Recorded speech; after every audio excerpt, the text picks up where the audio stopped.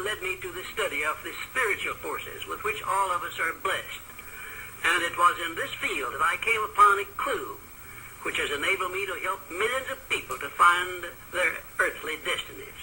I want to describe my discovery in the simplest terms possible, because it will reveal to you why it is true that whatever the mind can conceive and believe, the mind can achieve, regardless of how many times you may have failed in the past or how lofty your aims and hopes may be. I caught my first fleeting glimpse of the profound law which provides the means by which we may choose our own purpose in life and attain it, while I was being coached by Andrew Carnegie during the organization of the Science of Success philosophy.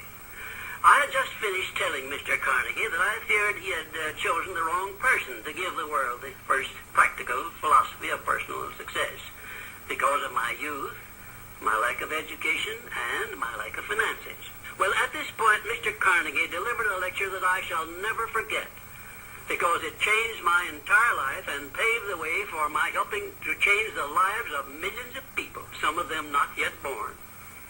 Let me call your attention to a great power which is under your control, said Mr. Carnegie. A power which is greater than poverty, greater than the lack of education, greater than all of your fears and superstitions combined. It is the power to take possession of your own mind and direct it to whatever ends you may desire. This profound power, Mr. Carnegie continued, is the gift of the Creator, and it must have been considered the greatest of all of his gifts to man, because it is the only thing over which man has the complete and unchallengeable right of control and direction.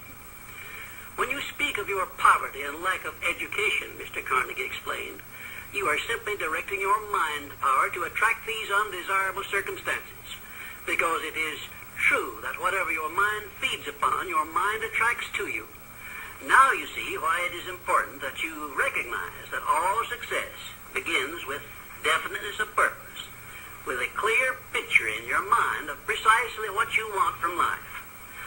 Then Mr. Carnegie continued his speech with a description of a great universal truth which made such an impact upon my mind that I began then and there to give myself a new outlook on life and set up for myself a goal so far above my previous achievements that it shocked my friends and relatives when they heard about it. Everyone, said Mr. Carnegie, comes to the earth plane blessed with the privilege of controlling his mind power and directing it to whatever ends he may choose. But, he continued, everyone brings over with him at birth the equivalent of 2 sealed envelopes, one of which is clearly labeled, the riches you may enjoy if you take possession of your own mind and direct it to ends of your own choice. And the other is labeled, the penalties you must pay if you neglect to take possession of your mind and direct it. And now let me reveal to you, said Mr. Carnegie, the contents of those 2 sealed envelopes. In the one labeled riches is this list of blessings. 1, sound health. 2, peace of mind.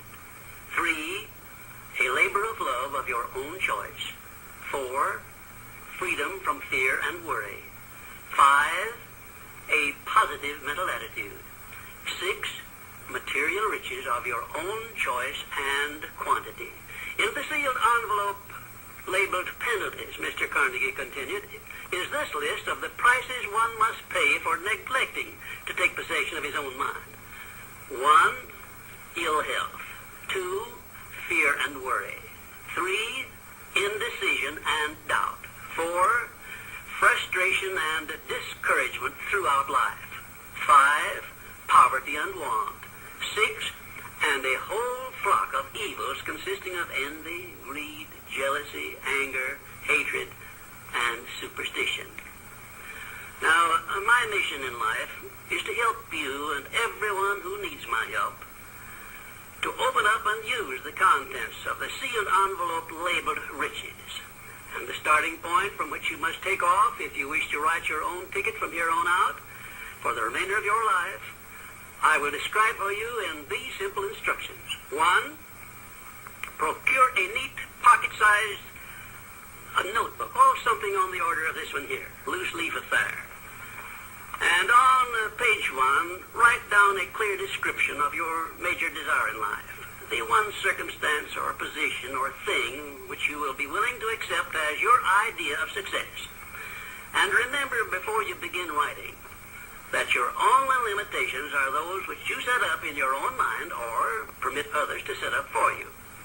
And 2, on page 2 of your notebook, write down a clear statement of precisely what you intend to give in return for that which you desire from life. And then start in right where you stand now to begin giving. And 3, memorize both of your statements, what you desire and what you intend to give in return for it. And repeat them at least a dozen times daily. And always end your statements with this expression of gratitude for the blessings with which you were gifted at birth. I ask not, O divine providence, for more riches, but more wisdom with which to accept and use wisely the riches I received at birth in the form of the power to control and direct my mind to whatever ends I desire. If you are not too successful or self-satisfied to accept and express this profound prayer, if you accept it and express it in the same spirit of humble sincerity in which I pass it on to you, a new and a better world will reveal itself to you. A world in which you will see reflected the circumstances and the things which you yourself have created. And now let me close this, our first visit, with my favorite expression of gratitude. O divine providence, I ask not for more riches, but more wisdom with which to make wiser use of the riches you gave me at birth, consisting in the power to control and direct my own mind to whatever ends I desire.